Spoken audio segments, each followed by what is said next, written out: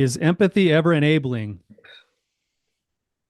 Hey Tyler, how's it going? Brannon, how you doing, man? I'm doing well. You just got back from a cruise, huh?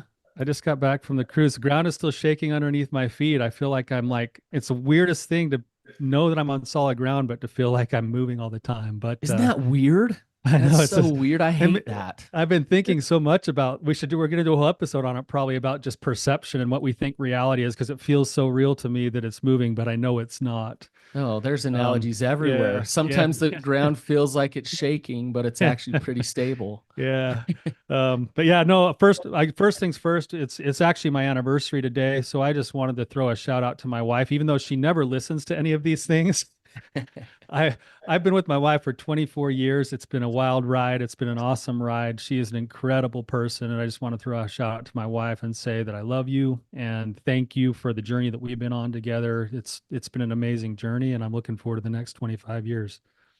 I remember your wedding day, and it was like the coldest day I've ever.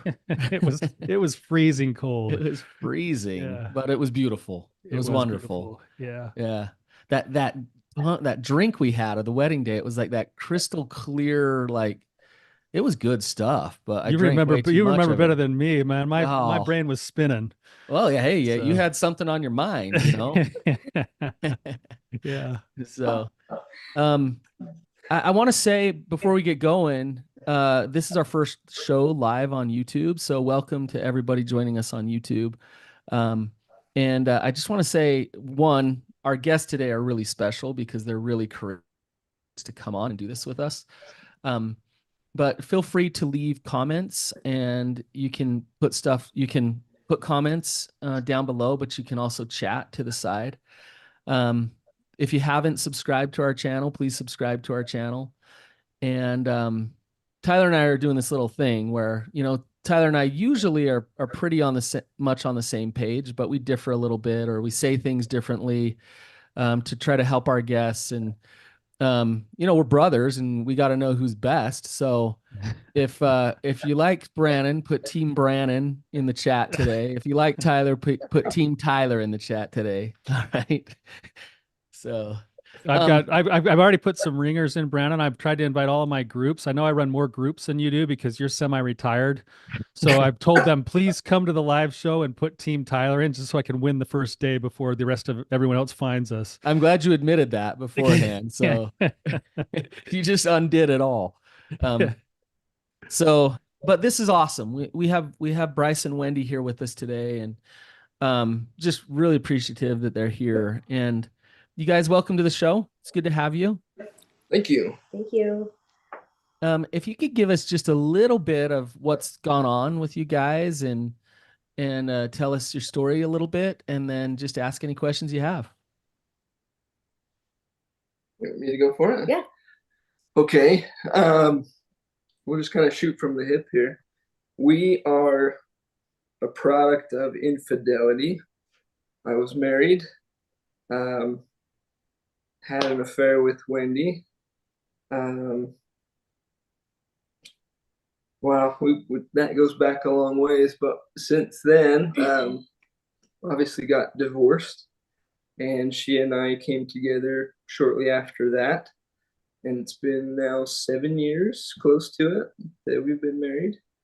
Um, Plenty of ups, plenty of downs, but a lot of it I had disclosed to her prior to us getting married that pornography was an issue, um, and I thought that I was being very bold in doing so. I thought I might lose her, but she was very understanding, and we had a lengthy conversation about that. Um, but then that's kind of where I stopped. I didn't go into much more detail, and so shortly after we got together, issues started to arise of things that were withheld. Um, so I guess there was an issue of 100% transparency and honesty with my background. Uh, so through our relationship, it's kind of been, unfortunately, I hate to admit it, but it's kind of been one of those, what did you call it? A trickle disclosure. It's not all come out. and very little of it has come from me. Most of it has come from being discovered, and sometimes it was things that were just out of mind, didn't give them a second thought. Other times it was me being a coward and not owning up to something. So we a blended family. She had a few kids prior, 3 kids, and then so I inherited those, and then we had one together, and that's kind of brought the whole family together. And yeah, we've got it's a messy process, this whole recovery thing, but we are believers in the process, and we've shifted our focus from well, pretty heavy in the last year. We shifted it from sobriety to recovery, and there's seems to be a very big difference in the two. Okay. Tyler, do you have any questions to start? Yeah, just Wendy, would you add anything to that? And what questions would you guys want to start with? I don't have a question just yet. You can tell me how awesome. Well, I'd be lying. Just kidding. I don't know just yet. I'm still thinking. Can I ask you guys a question? We spur some stuff here. Is and I know this is hard because you're sitting right next to each other, and but when you look at your relationship, how, when it comes to safety, like feeling safe, meaning you're safe to be you, you're safe to be emotional, you're safe to be vulnerable. Do you feel trust? Do you feel like there's safety in your relationship? And my question is what areas does it break down? I feel safe, like in a lot of ways, but he knows this. Like that doesn't mean I trust him. Like, but that's something I have to work on too. Like where those, I guess, fears come in, and why, like, just what I need to work on to trust. Like that I like what you're saying, Wendy. That trust thing is, there's two sides to that equation. You need to work on trusting him, but also he needs to work on being trustworthy and building that trust with you, right? Yeah. Do you feel like that process is working? I think so. I think just as long as I think he just needs to, like, I don't know how to explain this. He just needs to come out with whatever lie he's withholding, or just be honest, and then just let that play out. Like whether I'm going to have a hard time with it and work through that, or just not even care. Like his thing with the pornography before we got married. Like that was a very scary thing for him, and it was that's it. Like I thought you were going to tell me like that you killed somebody or something, but it was like, oh, I watched porn. I was like, okay. And I felt like this is probably wrong. Like, well, everybody and their dog probably does. So thank you for telling me. I think he's just more scared of what reaction could come from that. But I think little by little, he's just being more open. And I like that better.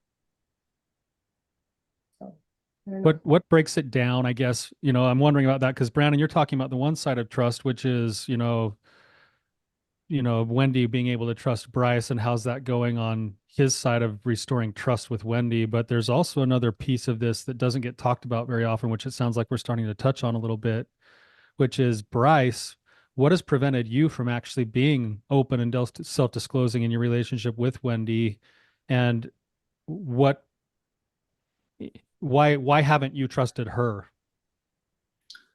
That one's pretty easy. The reason that I haven't is basically it's just me. I get in my head and I will make up these stories of what the reaction's going to be, and then I'll use that to basically justify not saying anything, saying, hey, I'm not going to make waves here. This probably isn't that big a deal anyway. And at this point in our relationship, these things are they're kind of small and insignificant. So I'm not sure why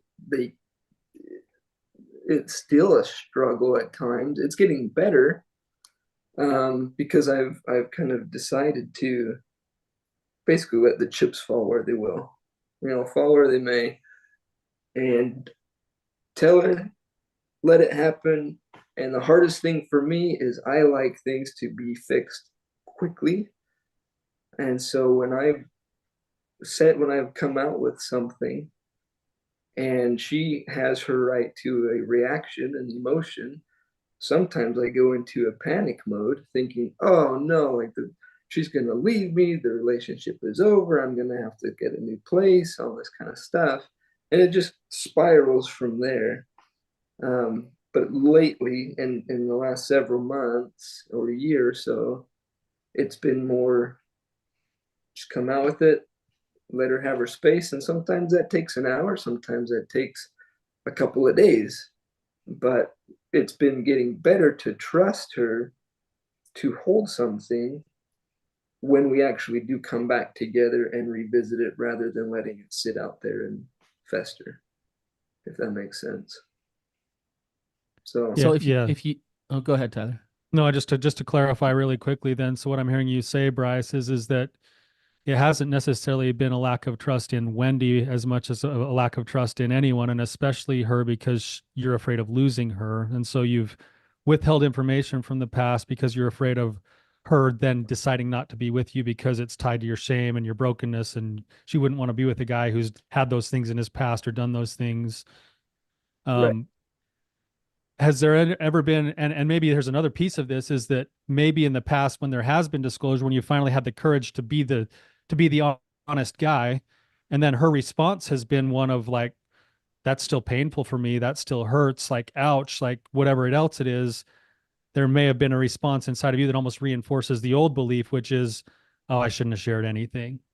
Like, even though now you're learning that it's okay for her to have her own reaction and response to it, and that you being honest is still the way forward. Yeah, that's absolutely right. It all kind of boils down to the major issue that I've had to work on over the years is feeling like I'm in control of the situation, feeling like I can control the outcomes. And that doesn't allow me to give space for somebody to have their reaction and work through it in their time. I'm always quick to jump in there and figure out how I can smooth this over. And you're right. Sometimes you share something and you think, why did I do that? Like, what? The payoff here is terrible. But that's not for me to decide. And so it's taken many years to come to that. Wendy, do you feel like you're able to hold space for him when he comes and it opens up? In the moment, probably no. Like because you get triggered. Yeah, I'm just like, this is what I'm working on. I'm usually like you're a piece of shit. Like, you shouldn't do it. Like, what the hell? Like, what are you doing? Like, and you idiot. Yeah, like, come on. It's like, I want you to be honest with me, but you're a piece of shit. Yeah, like and then I have to switch that. I still think that. I'm like, okay, you're not a piece of shit, but that was a piece of shit thing to do. Okay. So now I've like had to change that, like, instead of attacking him, and I'm still not good at it because my mind sees red. But then but what I really like is that he's getting better at letting me get angry and leaves me alone. Like, quit trying to make things right now. Quit trying to treat me like a princess or whatever. I'm like, let me have my emotions. Like, don't come and, like, you were already honest. You did what you were supposed to do. Now let me work through that. Like, you're still worthy. That makes you even more worthy because you were honest. So it's one of those things, like, don't come and beg for my love. Like, don't. Like, you are worthy. You were honest. You did your part. Now let me get through mine. So that's as far as safety that I will hold in that moment. And then later on, I think I'll get better. Like, I get better at it. But I don't like the begging of, like, don't leave me. Well, I don't. Like, I hate it. It makes me want to leave him even more at that moment. Like, get out of here. Like, it's just, that desperation is Look, not I was a very, good boy. Don't yeah. leave me. Yeah, Yeah. no. And for me, I'm seeing him as like completely like, man, I hate you right now, but I actually respect you even more. But I'm still pissed off. You're still worthy of love. Don't come and show me why I should still love you. Like it's like I do love you. Like it's just yeah. I just need to be left alone at that time. So I'm not a good space holder in that moment. Okay. There's one other thing I'd like to say to that, and that's that I think when you first start this recovery journey, you have it in your mind what holding space is going to look like. And so I've had to learn what that looks like for Wendy and not to have this preconceived notion as to how that should go, how that process should be. Ideally, of course, in my mind, I kind of play out the conversation, but it seldom goes the way I think it would go, which is fine. But learning kind of how that looks for her, and I'll be honest, like when those things happen and it's a day or two or three of uncomfort, discomfort, it's awful. I hate it. Those days are so hard. They're so long. I don't feel productive. But as I've done that, it seems to have good results. And the next time we tend to work through something maybe a little bit quicker because we're starting to learn different habits on how to do that. Okay. So just to kind of some of my observations here, a day or two, that is a long time. Like that really sucks when there's discord, and that's not fun for anybody. And Wendy, I really like how aware you are of how you see red, you get triggered and you want to just get in that persecutory mode. That's good awareness. Bryce, what I wonder for you, and I just wonder more about this dynamic. These things that you bring to her, is it like you're telling on yourself, or you got to disclose something to her, and she's because it can really set up a thing where she's your god. You're scared of her. She holds all the cards. She holds all the weight. So if she gets mad, that's horrible. If she walks away, that's horrible. But she is the important one that says whether Bryce is okay or not. Is that kind of how it goes? It has been for sure. It's only been recently that started to shift a bit, and it's from the podcast primarily. You guys have done a whole lot for our relationship, more than you know. But listening to those, like you say, making her my God, getting my worth from her, all those types of things, that absolutely has been part of the equation. And so now it's kind of transitioned more into I have to be aware. Why am I feeling this? And I have a really good friend that I talk to, and he asks me these questions. He said, why are you doing that? And he says, why are you really doing that? And then he goes a third time, why are you really, really doing that? And by that point, if I go through that process, then I get more clarity and I get more honest with myself. Okay, why am I disclosing this? Is it to get her approval? Is it to suck up? Things like that. But in the end, it's become more of a thing to be more open because that's the man I want to be. It's the man that I haven't been for this first 40 years of my life. Mm-hmm. So it's now in an effort to become to step into that manhood, that masculinity as you've talked about, and be okay, understand that I'm okay if she is having a reaction that maybe doesn't feel very good. Mm-hmm. I think Bryce, part of what you were talking about with like this idea is you come finally, and it's like pulling teeth because you've lived a life of curating the way that you look to everybody, and now you've got your wife who means the most to you, and all she's been asking for all along is for you to just be transparent and honest in the way you live your life with her. You finally are starting to step into that, and when you get that triggered reaction from her, it hits the attachment wound inside of you that says, nope, proof you're not good enough. Look, you showed your weakness, you showed your vulnerability, she might leave you.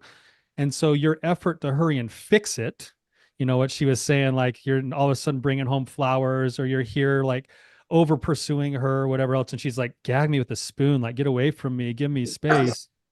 Like, you know, that pursuit afterwards is the indicator that you're still operating from a place of shame and fear, and that she's your God, as Brannon was saying, rather than being able to do what you were just saying. And the holding of space is actually acknowledging that she can have her reactions and not disappearing, not getting defensive, not over pursuing, but saying, I'm here and I'm willing to be as close or as distant as you'd like me to be right now.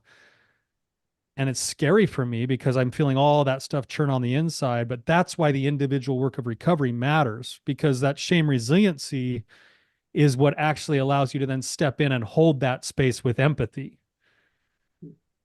Right. Yeah, that makes sense. That makes sense. It's been a process. I wish I would have started this stepping into it years ago. I kind of wasted a lot of time, but here we are. Well, Bryce, I hope you're getting down to the core of it as well. Like, you know, why are you so afraid of that abandonment, of not being in control? There's reasons underneath. And so now Wendy in your relationship just becomes a reflection back of that. And what we're talking about is steady, healthy masculinity. It's Wendy's job to be emotional and up and down and all over the place. And for you, it's your job to be honest, to be grounded, to be boundaried with her if she is breaking your boundaries. And but there's a reason why that energy isn't fully there. There's trauma and belief systems that have taken that from you. And instead of turning to Wendy to get those answers, and you've been doing this work and I love it, instead of turning to Wendy to get those answers, you got to stop turning to Wendy, like completely. And you got to figure out, what are my truths and where do I really feel grounded and okay as a man, independent of her? And then you go throw it on the table, like, here I am, like, this is really me, Wendy. Either you're going to love me or not, but I'm okay with me. And she'll probably jump your bones at that point, but she might not. And that's the risk. Do you see what I'm saying? Yeah. Yeah, that's true. I do like that. I do like that. This is who I am. This is what I like. This is what I'm about. This is what I'm into. This is what I fantasize about. And that's, to me, that's like really fun. It's like I'm loving someone completely unique rather than someone that's trying to fit a mold that somebody is saying like we're supposed to be like. And that's how I am. I am all these different, I guess, colors. And he, like, when he met me, like, he knew my good, bad, and ugly. And it's like, if you're going to love me, you're going to love me for me.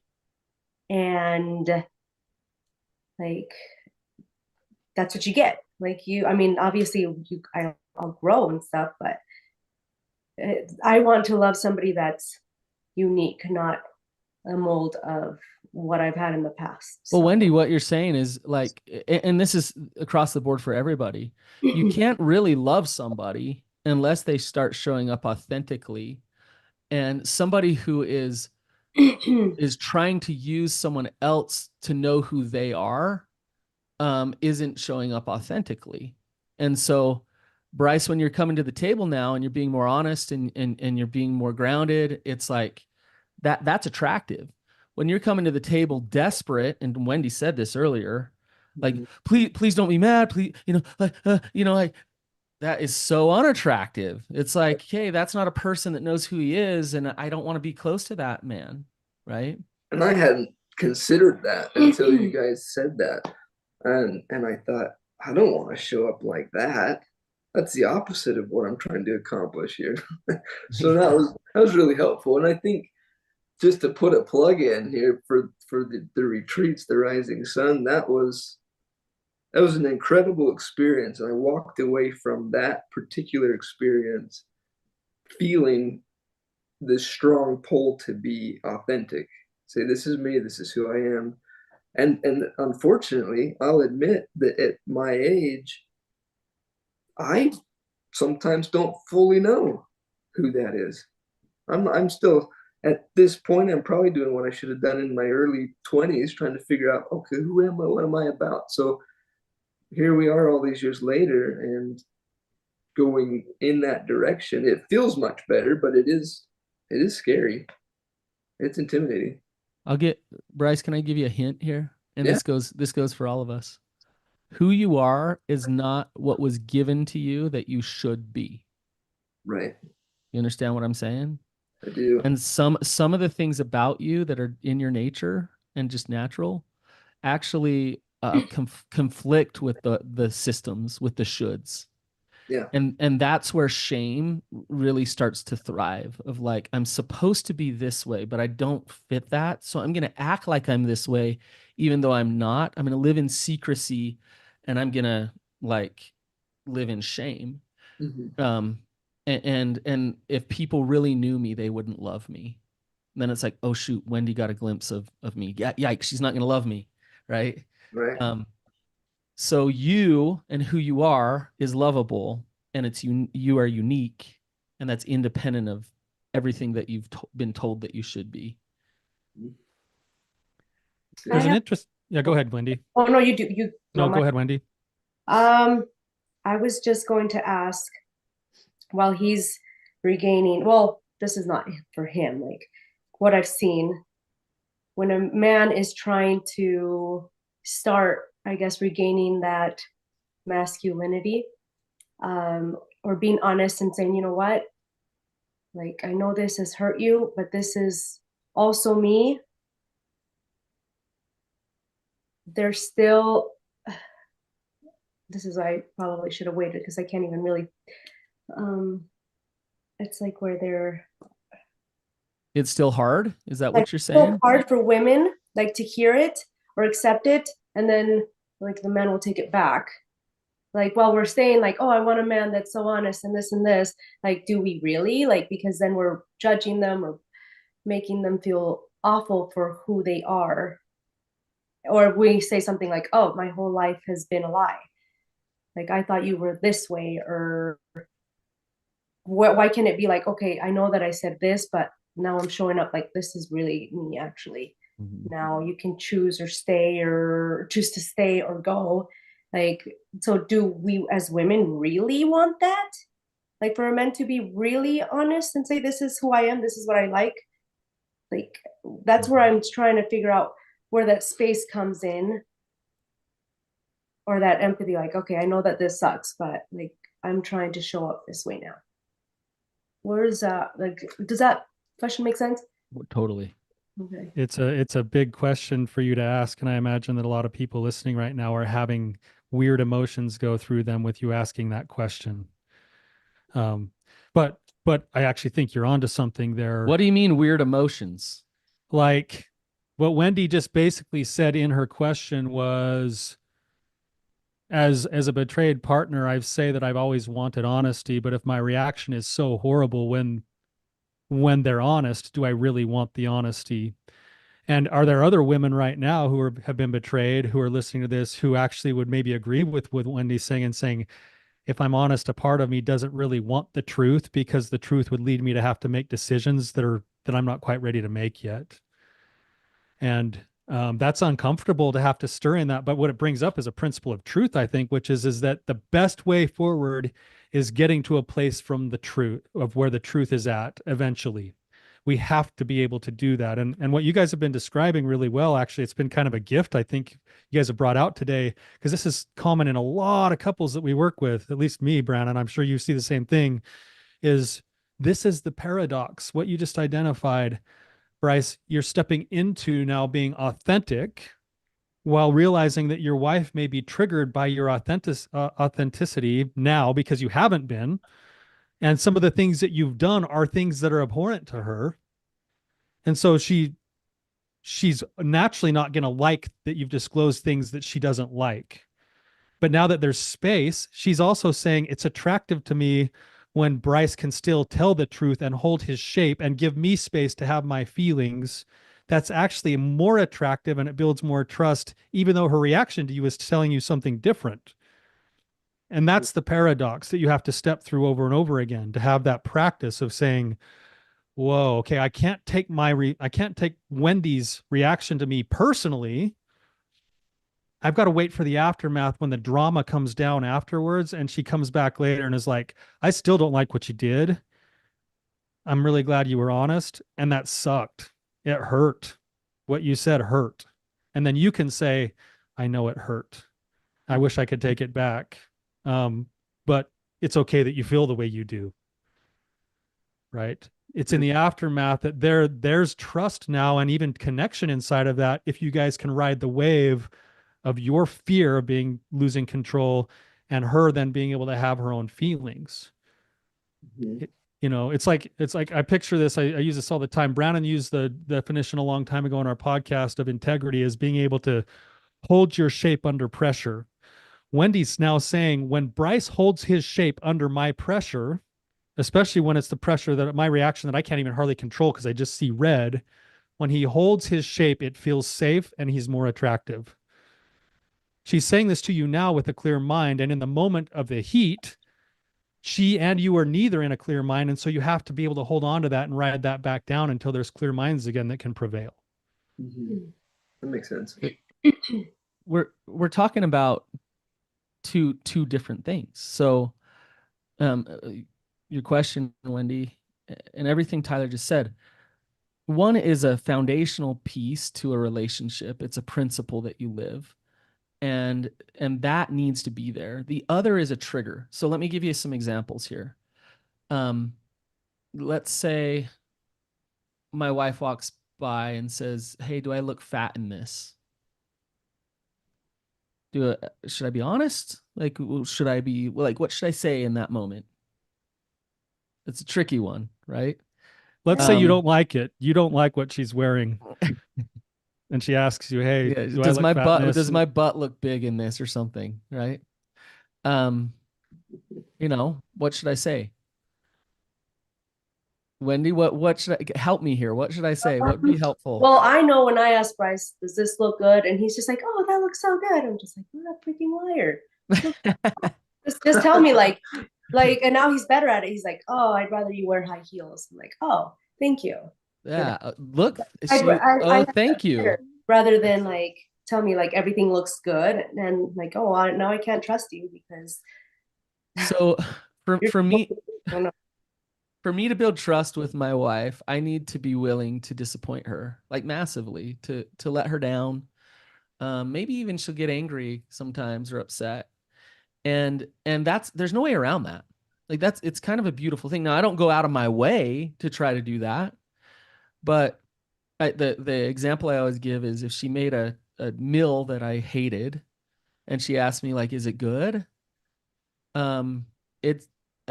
There's two things that I need to be able to do as a masculine, healthy man is to be able to love her and see her and hold her. Is like, you know what? You worked so hard. Like thank you for like, you love me. You made that for me. I love you. And it is not my favorite. I would not put it on the menu. Right now, I tell this story a lot, but it has a principle here that is like, so now she's let down. She's sad. Wasn't that good? You don't have to eat it anymore though. I don't have to, thank goodness. But she's let down, but the principle, the deeper important thing in the relationship happened, which is awesome. She's like, oh, I got a man who I can trust. He's going to be honest with me. A man who's loving and kind, but also like, he's not there to just like make me smile all the time. I'd rather have a man who knows who he is than a man that's just trying to please me. And in that moment, that's where it's like, I feel safe. I feel safe with him because I know him.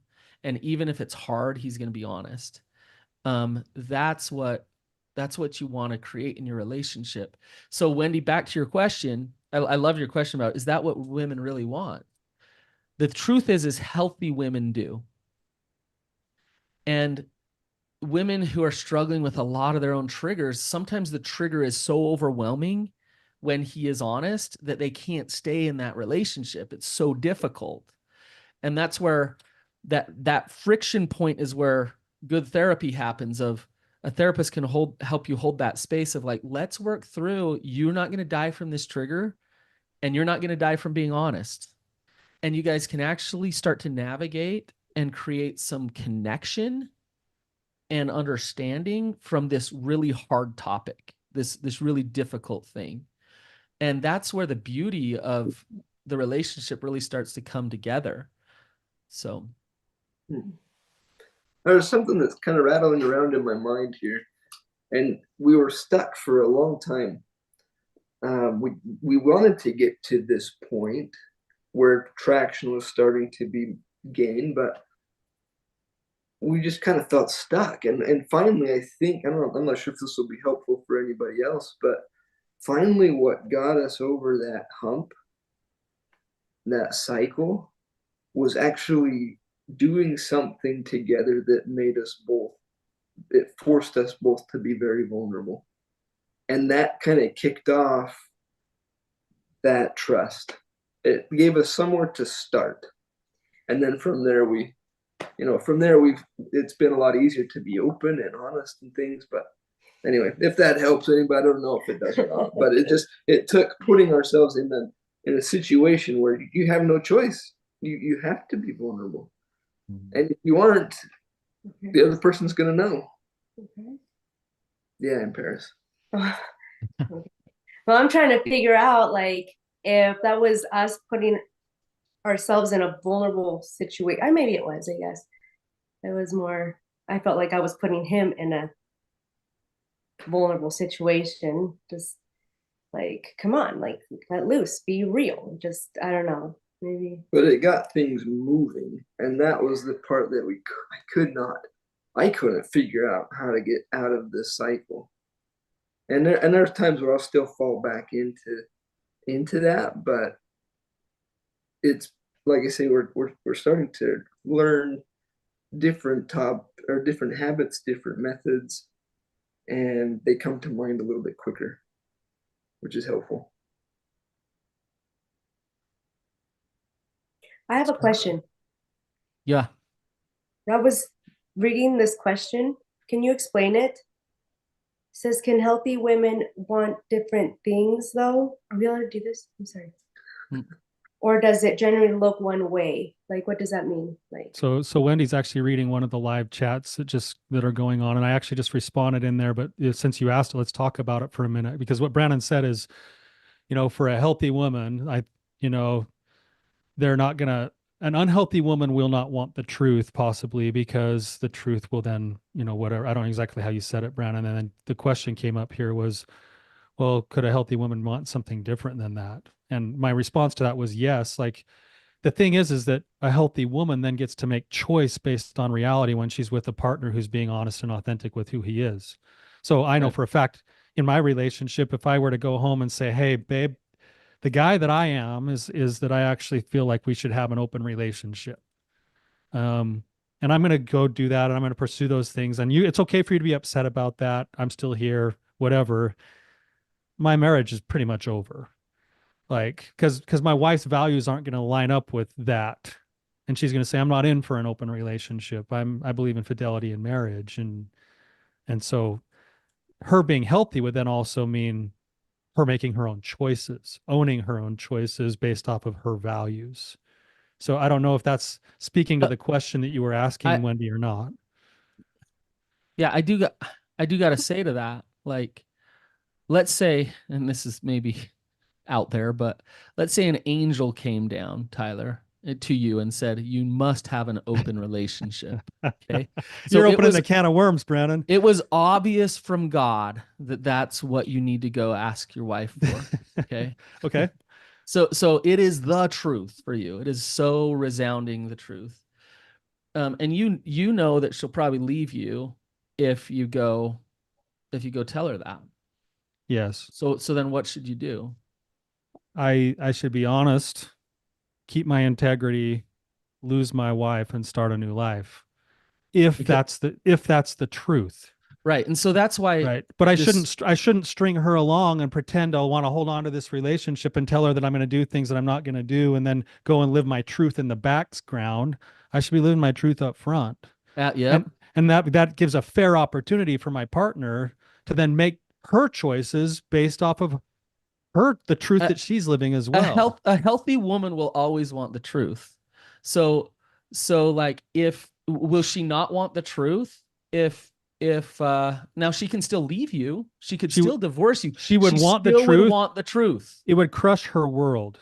Yes. It would But- destroy her emotionally, but she would rather be there. And I think a lot of partners would agree with what I'm saying right now. I would rather be there, fully crushed in reality, to pick up the pieces and move on with my life than to be strung along for the next 30 years. Yeah, to be in like living in a place of denial, right? What do you mean, like strung along? Like, what I'm thinking when I hear that is most women, even though they're crushed and they hear something they don't agree with, goes against their values, they still stay and make each other's lives, I would think, a living hell, even though they're still getting along and all this. Except now I don't have this with, like, I don't trust you, even though you did something that would build trust. And now depending on what it is, now I don't want to touch you. Now I don't want you to hold me. Now I don't I want nothing to do with you. Like, so when does that become, I guess when women stay after something like that, or a man, when does it become, I guess, how do I say it? Do you know where I'm trying to go with this? I'm always having such a hard time with this You're crap. okay, Wendy. Oh, it's good. It's cool to see you wrestle with this. I guess I'm just trying to figure out when is staying More harmful than leaving. yeah, like I guess I just see that a lot. Like, okay, now now the husband or the wife is like condemned for life for this move that they did to like be honest, and the person doesn't choose.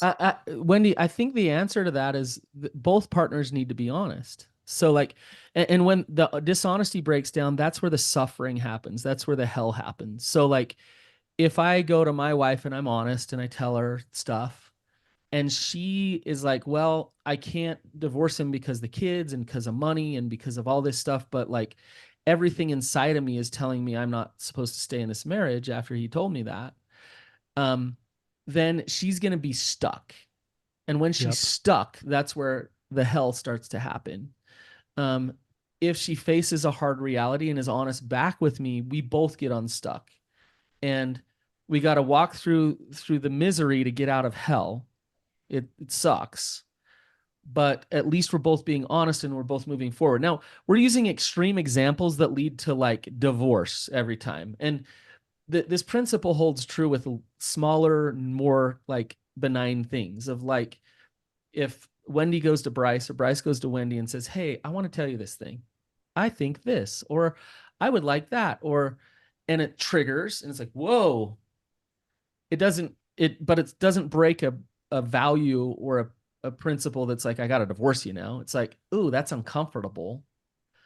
Now we get to work through this together in an interdependent way. You get to be you, I get to be me, but how do we like do this thing? Like whether it's our faith or sex or money or whatever, like how do we do this thing with me being me and you being you? And that's where a relationship can get really good if you know how to do that. Can we do a big one? Like that always has my brain turning like crazy. Okay. Like the husband gets caught with porn, watching porn, or he comes and says, I've been watching porn for all our marriage. Whether it's 5 years or 24, 34 years. Okay. Why, and I hear this a lot in the podcast. Sorry. Why is porn like, and I know it's not good, but why is that enough to not want to have a relationship with your husband or have connection with your husband like for so long? Like I think one of them was like 3 years or something, and not really like just. At what point does the man have to be like, oh, like, you know what? I was honest. Like, I've been in jail too long now. Like, at what point can he start finding his worth and knowing that he deserves more than what is being given? So he's in purgatory because he admitted to porn. That's what you're saying? Yeah. And it's like he's supposed to just kind of, keep his head down and And Wendy, I think you're alluding to it, saying basically that trust and physical intimacy is now turned off because this disclosure has happened. Let's assume that the recovery is now working and he's actually diving in and he's actually working on getting sober and living a life of authenticity and wholeheartedness. And 3 years later, she's still in the spot going, I still don't feel safe. This is still scary for me. I don't really want to lean in physically with you. That's your question, basically. Yeah. I Yeah. feel like it's dehumanizing for the person that did the damage. So now they're like so unworthy of physical touch or hugs or even just a kiss or an I love you or like. Wendy, it's the same principle we've been talking about in that, like, honestly, he needs to man up and be honest about what works for him and what doesn't. I realize that, someone that looks at porn has no leg to stand on and is the worst devil, horrible, most person ever. You're right. But the problem is where we go with that oftentimes is like, you know what, you monster, shut up and take it. And the reality is that's not what the partner wants. Like what I was saying earlier, if he acts pathetic and will take whatever, take the scraps, he's not going to rebuild trust with her. If he acts unmasculine, he's not going to rebuild trust with her. So at some point, somebody made a comment here that says he'll need to establish boundaries with his wife. That's spot on. At some point, he's got to ask himself, like, does this work for me? Well, Brannon, on the other side, she's going to eventually have to ask herself if this is actually working for her too. Like if she's just holding Both. on, if she's holding on to this relationship for 3 years and doesn't honestly feel safe enough to lean back in, she either has to come to a place of acceptance that they're going to live in a platonic relationship, or she's going to have to start realizing that the writing's on the wall, that maybe she needs to make different decisions so that she can have the life she was designed for. Right. And what happens too often to couples with what Wendy's saying right now is that they go through such a terrible time that when they get to where the ground isn't shaking under their feet again, they assume that's good enough and they settle for it. And then they live in this little one down position, weird dance. He performs to never get left or dropped. She never quite fully leans back in. And that to me is purgatory. That's a stop. That's a For place both of them. That's a place where every couple kind of goes through in the process of recovery, but too many couples get stuck in that space because it becomes its own form of safety, but it's a mess of pottage instead of the birthright. And that's where people have to end up taking the next step of courageous action to say, we either need to start doing what's necessary to leaning back into this and having a life of authenticity. And this is where Brannon's spot on. If two people are living a life of authenticity, the relationship will naturally develop itself or it will naturally break itself apart. But we have to be willing for either outcome because authenticity and truth and integrity matter more than anything else on both sides. Now, there's room for process in that. If I go to work and start saying, okay, you know what? I did hurt my wife. I need to be sensitive. I need to learn empathy. I need to learn the skill of listening and being honest and living with integrity. I'm going to work on that. And that's going to buy me some time while she goes through her own struggles, her own healing path, her own recovery, gets her feet planted again. That buys both of us time to make a decision on the relationship. But eventually, if I'm in a relationship with a partner who doesn't want to engage physically with me and it's turning into years, eventually my authenticity is going to probably say, hey, this isn't really working. Like, can we start moving forward? And if not, then we need to make some different decisions. That'll be honest eventually. I just don't understand like where both of them in that place like can even hold space for each other or be there for each other when they're both so, I don't know. Yeah. Can I come to my wife and say, hey, this isn't working for me, but it makes total sense to me why this is so hard for you to be leaning back in. And I want to understand that. I want to know about that. I want to see if there's anything that can be done to help with that process. And I'm also being honest here with you about how I'm feeling and what's going on for me too. Both can be true at the same time. This one's a hard one for me too. I have to ask because I know we're running out of time and I have to get my ask in there. But when somebody, okay, not when somebody, when the wife can come and say, like, I can't have sex with you because you've hurt me, you know, you've watched porn, whatever. So I don't feel safe. And then the man comes and he's like, you know, it's been like what, 6 months, whatever. The guy comes and he's like he's also sharing his feelings too and saying like, I really want you, like I want to have sex with you, like I'm really sorry, like when can we do this, or I'm just letting you know that I really want you still. To her, and he's being authentic, he's speaking to his need, his want. I know he screwed up, but to the female, his authenticity looks like manipulation. Like, oh, he's trying to like guilt me into having sex with him, like Pressure. and pressure. There you go, pressure. And then this one's more like, and I see this one like he's allowed to be able to speak that too, like as well. That's where I'm coming out. And yes, she can do. She's also speaking. Like I think we're constantly, the women or men, whoever was betrayed, we're constantly speaking. I'm not safe. This is why I can't lean in. I can't do this. I'm not safe. Wendy, and Wendy. Their stuff either. Even Wendy, though, sorry. You're asking questions that could be like a 3-part series. Oh man. Yeah. Just because this is yeah, right at the end here. I wish we could really dig into this because Hold space for yeah, it's you know, it's important that it does come down to authenticity. And she might be saying you're pressuring me, and he might be saying I'm just being honest. Yeah. And you know, from a man's standpoint, especially when it comes to sex, pursuit is okay. A woman wants to be pursued and wants to be desired and wanted, but also respect and safety is absolutely important. So no as an answer is always a good answer. That works for me, but I'm gonna come on to you and I love you. And and there's that uncomfortable space between a couple. And if you don't have the underneath stuff that's really important, the trust, the safety, the communication skills, Shame resiliency. good one, Tyler. Yeah, if you don't have that stuff underneath, then sex and like topics like this can just, you know, explode into all kinds of drama and stuff, or they can explode in other good ways. Good intimacy will happen, and but that work has to be there. And situations like this, Wendy, are not the things that destroy the relationship. Situations like this are the opportunities the couple have to get to know each other better, to learn where they're at, to be honest with each other. And if they're using opportunities like this toward healing, awesome.